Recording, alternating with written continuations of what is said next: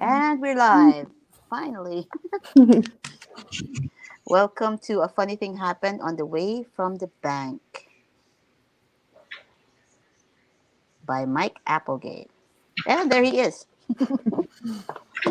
Hey, so good evening, everyone. I'm Mike Applegate. I'm in Manila, Philippines right now, and Harmony, who's over that way. Oh, but wrong way. Harmony is in Pocatello, Idaho, in the United States, and Sheila, who's over there, is also here in the Philippines. I forget exactly where she lives. And the play that I wrote is called "A Funny Thing Happened on the Way Back from the Bank." Kind of a play on a funny thing happened on the way back from the forum, but nothing related to that play. It's a one-act comedy, about 20-minute runtime.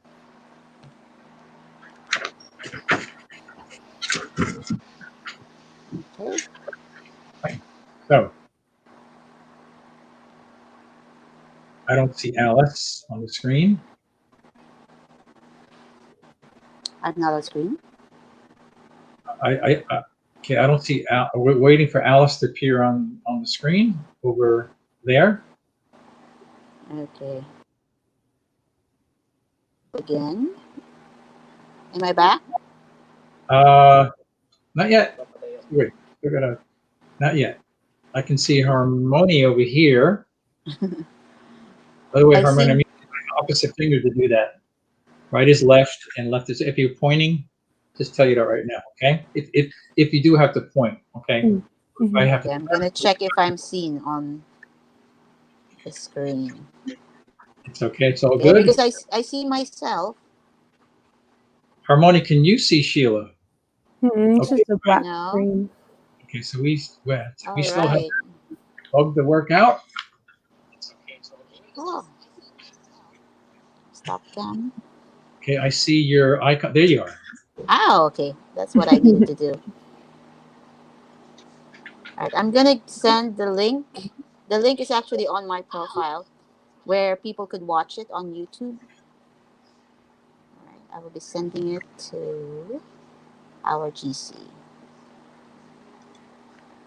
All right. Okay, so as you can see, this is a live reading, and we're still sorting out all the bugs. Okay. All right. Okay. And open up my script again. All right. I think we're ready. Okay, so from the top. All right. Intro the play or just start the play? Okay, so this is a funny thing happened on the way back from the bank. A one-act comedy, virtual performance today. I am the writer, Mike Applegate, and over on this side is Harmony. And she's in Pocatello, Idaho. She'll be playing Emily. And over here on this side is Sheila Gama. She will be playing Alice. And it's Sheila's show. So let's begin. Old school, got the paper. Emily is busily mixing salad in a large bowl. She has a bottle of vinegar in one hand and a large wooden fork in the other.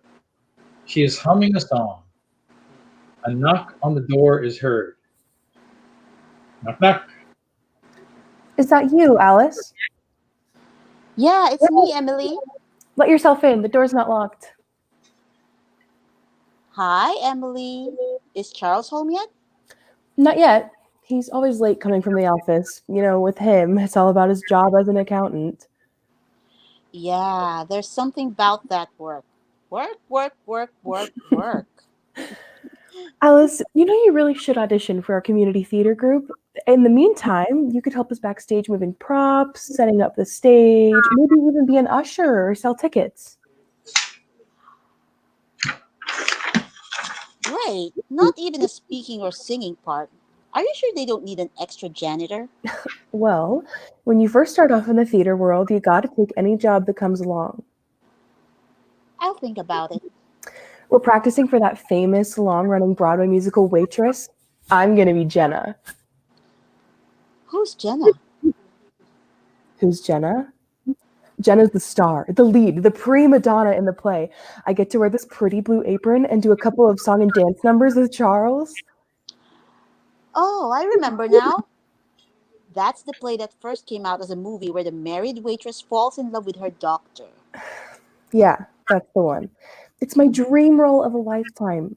You know what? Just for you, I'm going to practice one of my scenes right now. Hold on, I gotta get a couple of things first. Emily grabs a box of sugar and a flashlight. She shines the flashlight upwards to her face.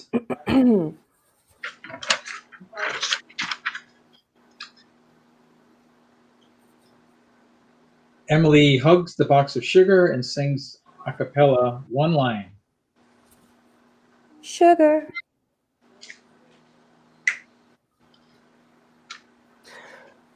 How was that? What do you think? It was great. Short, but sweet.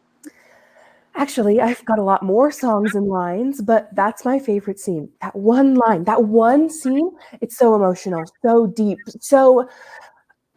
So, housewifey? Actually, I hate that musical. All musicals. So boring. I remember the storyline. She gets pregnant, goes to see her husband, handsome doctor, falls in love with him, almost starts an affair, blah, blah, blah. It's so predictable and corny. Well, it's really got a big message. It's about domestic abuse, how men should treat their wives with respect and dignity. It happens all the time, all over the world, probably even as we speak. People don't go to the theater to be more depressed than they already are. I'd prefer to watch something more uplifting, like Friends or Seinfeld. Emily places dishes on the table, getting ready for dinner. So, what did you do today? Oh, I went out shopping in the mall and then I ran an errand for Charles at the bank. Then I lost my purse. You lost your purse? Did you have any money in it? Just a few dollars and some of Charlie's old papers. Were the papers important? Nah, I don't think so. Just some old stuff we had in our deposit box at the bank. Charles asked me to go to the bank and pick them up for him. Knowing him, he probably just wants to look at them real quick and scan them on the computer and then throw them away. Alice stares at Emily, looking worried. Emily continues preparing the salad. You're lucky it wasn't anything important. Yeah. Alice, I know you really don't like the play, but can you do me a big favor? When Charles comes home, we'll strike up a conversation about the play, then you suggest we act out one of the scenes.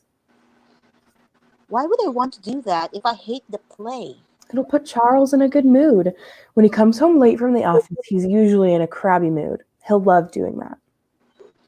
Okay, if it makes my best friend happy, it'll make me happy. Emily hugs Alice. Thank you so much, Alice.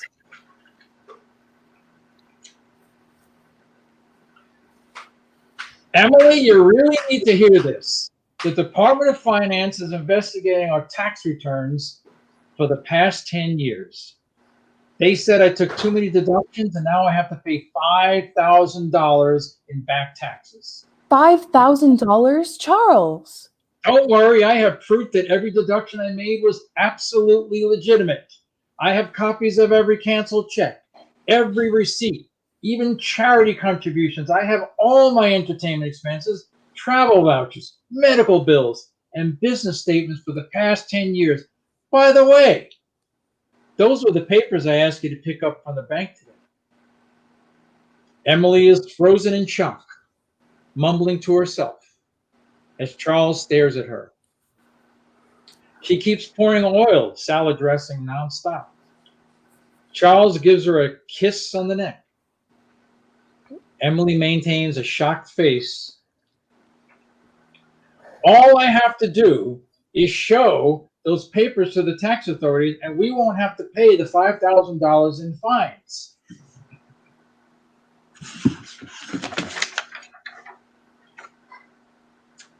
Well, It's time I go wash up and get to work going through those papers right after dinner.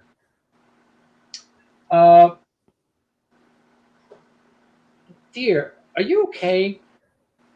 Is the smell of the vinegar making you ill? You look a little under the weather. Charles notices that Emily's pouring too much vinegar. Alice, that'll be enough vinegar. I'm going to the bathroom. Excuse me, ladies. Charles exits.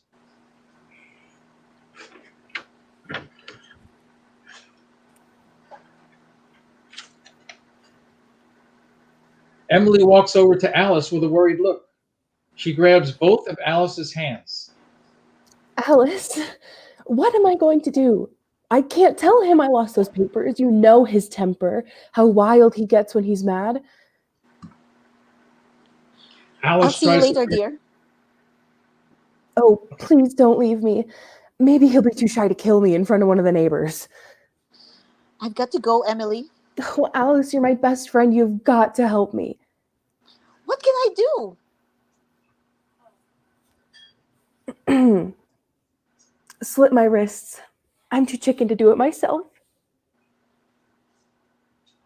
Alice grabs Emily's wrist with both of her hands. Don't be ridiculous. Alice, please don't leave. Good luck. I'll call you later when the dust settles. Alice exits. Alice, I'll never lend you any more sugar. Alice slams the door. Charles enters, wiping his hands meticulously with paper towels, finger by finger, admiring each move he makes. He can't find the trash can, so he throws the paper over his shoulder, hoping Emily doesn't notice. Okay, Emily dear, let's see those papers. I need to get to work on them right after dinner. Honey, dinner isn't nearly ready yet. Why don't you go take a little nap? Take a nap? There's no way I could take a nap with $5,000 on my mind. Well, why don't you watch television or read the newspaper? Charles looks back in surprise and keeps pouring his drink. I know. Why don't you go for a walk? Go see a movie. You're overworked, sweetie. Why don't you drop in and see your brother for a while? My brother lives in Minnesota. That's a 10-hour drive, and there's a big snowstorm there now. Well, the trip will do you some good. A few months away from work, and when you get back, I'll have dinner ready. All right, Emily, all right. I know your tricks. Something happened today. What do you mean? What do you mean? What do I mean? What do I mean? I'll tell you exactly what I mean. I'm about to ask you 3 questions, the answer to any of which may disqualify us from further life together. Your first category is dresses. Did you buy a new dress today? No. Okay. Your next category is famous battles. Did you speak to my mother today? No. All right. Your last category is banks. Mm-hmm. Oh no.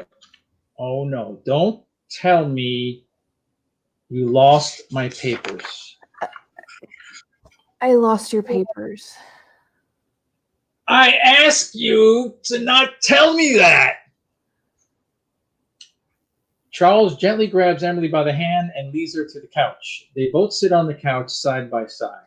Oh, Charles, you have to listen to me. Take it easy and calm down. Tell me everything that happened. You know what? To help lighten up the atmosphere, plus sharpen your acting skills, let's do this by playing charades. This way, you don't even have to talk since you're obviously so upset. Okay, let's get started. Go ahead. Emily points to herself. You went to the bank. Okay.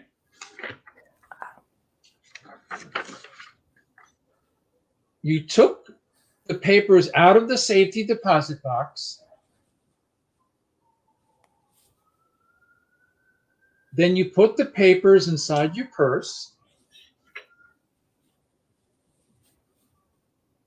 Then you went shopping. Then you drove the you got on the bus. Then you came home.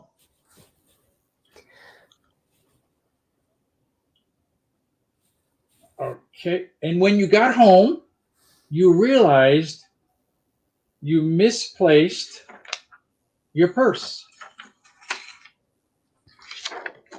Emily grabs Charles by the arm and wags the fingers side by side. Oh, you misplaced your purse. Charles stands up and walks behind the couch. Your purse with all my important papers? How could you be so careless? That's 10 years of paperwork. If we can't find that purse, we don't even have any proof we live together. Of course we can prove it. Did you lose our marriage certificate too? Of course not. I left our marriage certificate in the safety deposit box. Of course you did, you nitwit. It's like those 10 years didn't even happen. Now you're getting hysterical. I didn't know those papers were important. Did you look everywhere? Did you look in your pocket? Well, the papers were in my purse. I didn't put them in my pocket because I thought I'd lose them that way. Well, look in your pocket anyway. See? They're not in there. Look again. Oh, Charles, please. I don't understand why you didn't put them in your pocket in the first place. Well, what's the difference? What's the difference? I'll tell you what's the difference. Every day I hear about purses being lost, but have you ever heard about a pocket being lost? Any police force in any part of the world, in their whole history, if they ever had someone call up and report a missing pocket, what did the police say when you called them? I didn't call the police. You didn't call the police. I didn't think. Emily, how could you be so careless? Charles walks over to the phone and dials the police with Emily looking on. I thought they were just a bunch of old papers. You didn't tell me they were that important.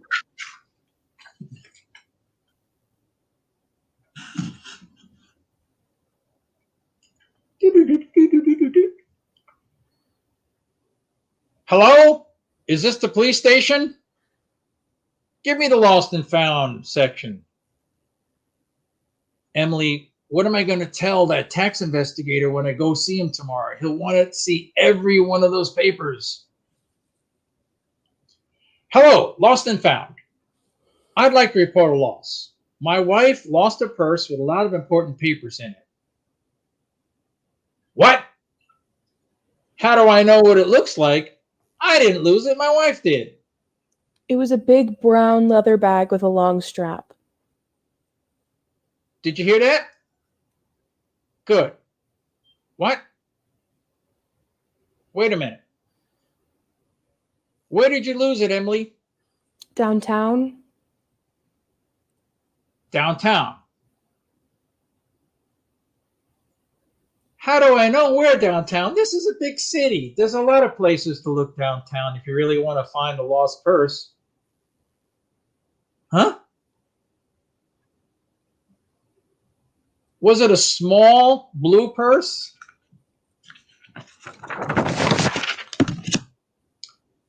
No, it wasn't. Hold on. Was it a big black alligator over the shoulder bag? Definitely not that. All right. Thank you. Yes. I will. A wise guy. What did he say? He said to call tomorrow and they'd have a bigger selection. That's all we need on the police force is comical cops. Did you look everywhere? Did you look in your pocket? Yes, Then look again. Charles, if it will make you feel any better, I'll put on a new dress with a whole bunch of pockets. Okay, I'm not going to get upset. I'm going to remain absolutely calm. I happen to have a plan where we can work this whole thing out.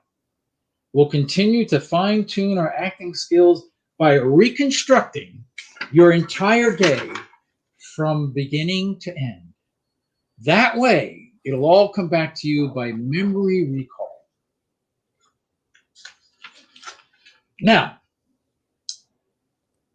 what's the first thing you did? Well, I did lots of things. Emily, don't tell me about it. Act it out. That way, it'll come back to you. Now, what's the first thing you did today? The first thing I did today was go to the bank. Great. Okay. Let's move over here to the counter. Charles stands on one side of the counter and Emily stands on the other side. Okay. I'm the bank clerk. You walk into the bank. Okay. Emily walks towards the exit a few steps and turns towards Charles, mimicking walking into the bank. Oh, good morning, Mrs. Jones. Good morning. Will you please not stomp on my lines? I'm talking to Mrs. Jones. You're not Mrs. Jones. You're Mrs. Robinson. If we're going to do this acting thing, we have to do it right. Emily looks confused. She slowly turns towards the exit, then turns towards Charles, reenacting the scene. Oh, good morning, Mrs. Jones. Good morning. Will you stop, please? Wait your turn. I'm sorry. Where are all these people? How do I know? I'm just trying to do this thing right. Now let's do this again and do it right. Emily turns towards the exits and returns to reenact the scene. She has a dazed and confused look. She looks away from Charles. Good morning, Mrs. Robinson. That's you, nitwit. Good morning. I would like to see my safety deposit box, please. Why, certainly, Mrs. Robinson.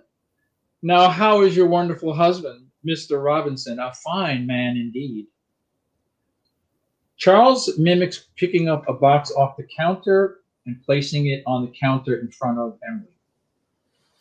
He's fine, indeed. Thank you very much.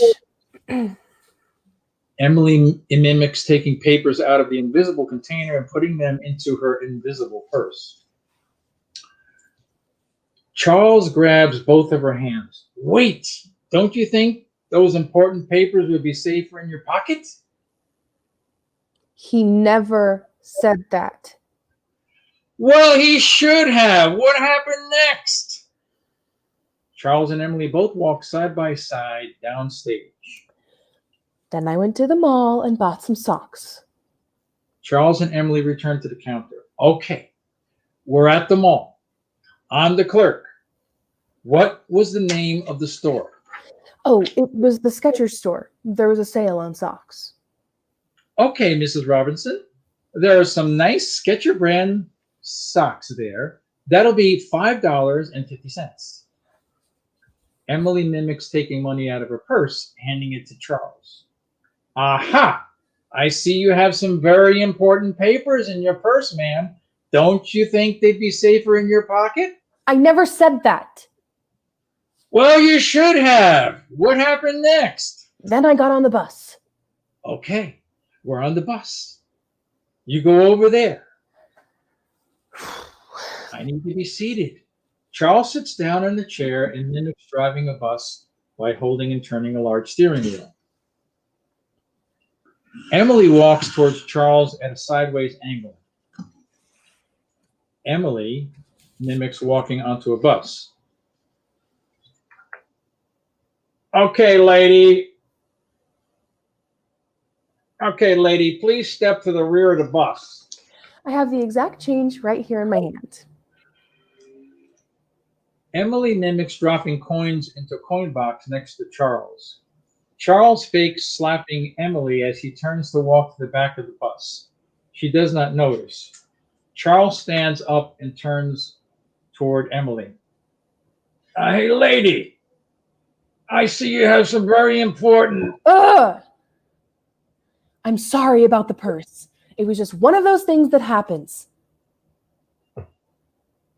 Well, you should have been more careful. 3 people warned you: the banker, the supermarket clerk, and the bus driver. Wait a minute. You said all those things. They never did. Ding dong. The doorbell rings.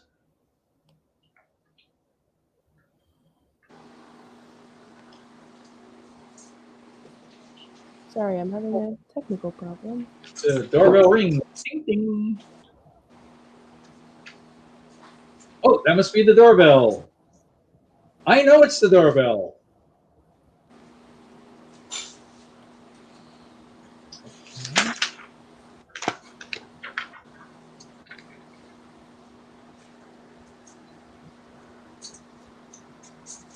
Okay. Sorry about that. One second.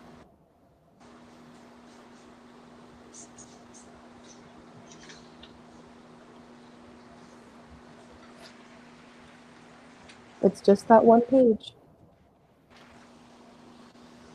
Might go old school again.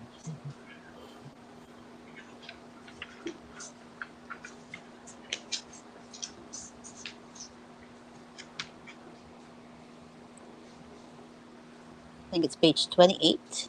Which one? Mm-hmm. It just decided not to load and it won't come up. I'm trying to reload it.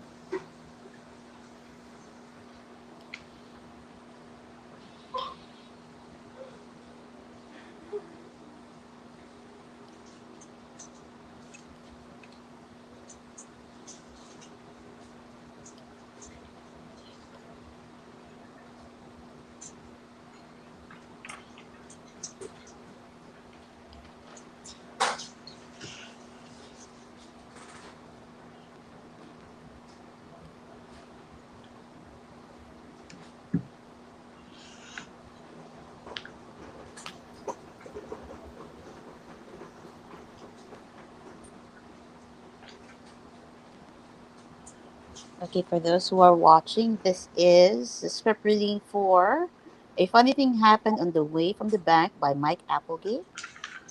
Yeah, this is an activity of our new group virtual script reading sessions.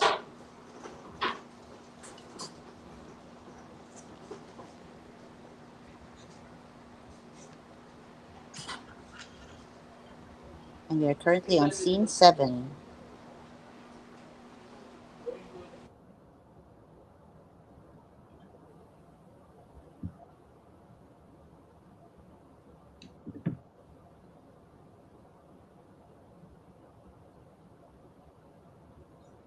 Okay, I got it. I'm good. Ring the doorbell. Okay. The doorbell rings. Ding dong. That's the doorbell. I know it's the doorbell. Well, get it. Then look in your pocket. Charles walks towards upstage. The door's over there. I know where the doorbell is. Emily and Charles both approach the entrance. Charles opens the door. A delivery man wearing a name tag, Mike, is at the door holding Emily's purse with papers sticking out of it. Hi, Mr. Robinson. Your wife left her purse in the store. Emily abruptly grabs her purse from the delivery person and hugs it. My purse. Charles immediately grabs the purse from out of Emily's hands, removes the papers, then throws the purse across the room. He shuffles through the papers, glancing at them.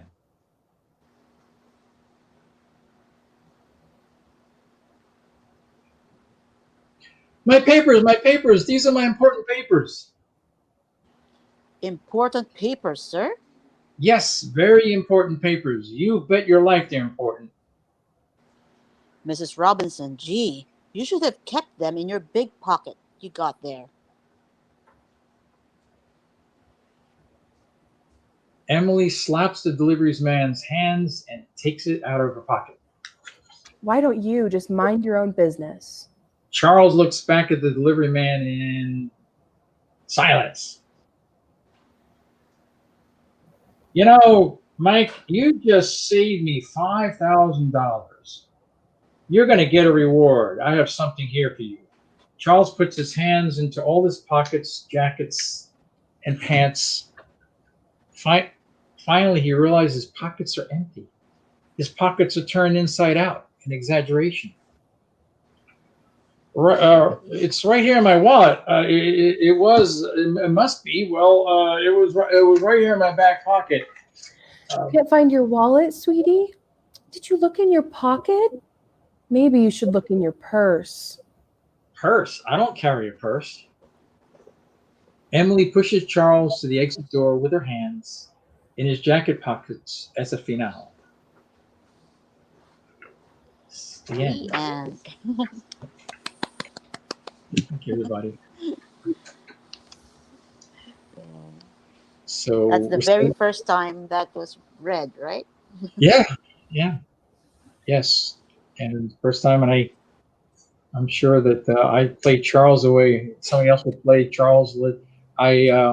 So Emily, I purposely played my lines fast. I wanted it fast paced. But you handled it perfectly. I was worried it was too fast. We never wrote, but you did great.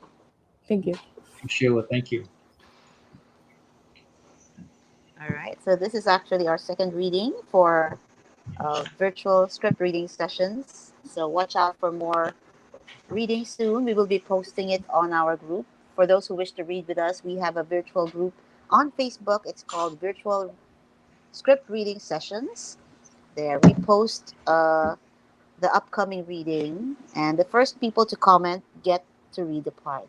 So let's give a big hand to Harmony. It's her first time to read with us, and she's really, really good. And of course, to our playwright, Mr. Mike Applegate. Thank you very much. And thank you, Sheila, for hosting my play. And Harmony, great job. Thank you so much. We'll be in touch. Yes, thank you very much for watching, everyone. We hope you enjoyed this reading. Good evening, good morning. I don't know what time it is. This is for. Thanks for waking up early there in the States, Harmony. Mhm. We're going to bed now. Yes. It's 9:35 p.m. Oh yeah, I'm gonna go right back to sleep. I don't have class until 1 today, so I've got like 7 hours. Wow. Are you in acting All right. classes? Yeah, I'm a theater major, so I've got a musical theater class and a directing class today. Oh, That's cool. awesome. Yeah. Thank you so Okay, much, well, guys. I'll text you back. I'd like to see your feedback on everything later. Okay, thank you. Bye. Good night. Good night. Good night, and Good night. Good morning.